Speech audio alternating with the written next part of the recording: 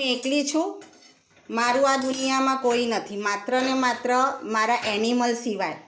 મારા કૂતરા અને ગાયના આશીર્વાદથી મારી પાસે કશું જ નહોતું. હું એટલી હેરાન થતી હતી અને આ સેવાનું કાર્ય કર્યું એટલે મારા બધા દરવાજા ખુલ્લા થયા. મારું ઘરને ઘર થયું.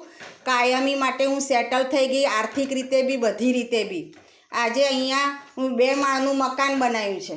અમુક લોકો એવું કહે છે કે તમે આ કૂતરાની સેવા શું કરો છો, માણસોની સેવા કરતા હોય તો? અરે સમય આવશે ને જ્યારે મકાન માટે હું તરફડતી હતી ત્યારે મકાન ના થયું, પણ સામે ચાલીને બધું થાય.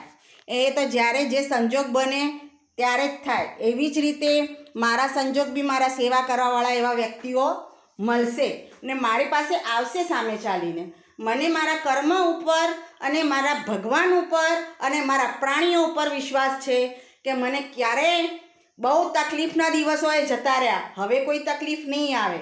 અત્યારે મને કમરનો સ્પાઇનનો પ્રોબ્લેમ છે. હું એકલી જ દવાખાને જાઉં છું, મેડિકલ ટ્રીટમેન્ટ ચાલે છે, દવા ગોળી ચાલે છે, કસરત કરું છું, મન ઉપર લેતી નથી અને ઘરનું કામ બી કરું છું અને જીવદયાનું કાર્ય બી કરું છું. તો સમય આવશે તો એવા વ્યક્તિ મારી જોડે આવશે સામે ચાલીને અને મારી સેવા કરશે, કામ કરશે અને ભવિષ્યમાં એમના માટે કંઈ વિચારીશું. જે મારી સેવા કરશે એમને આપીશું, ફૂલ નહીં તો ફૂલની પાકડી. મારા તો કોઈ વારસદાર છે નહીં.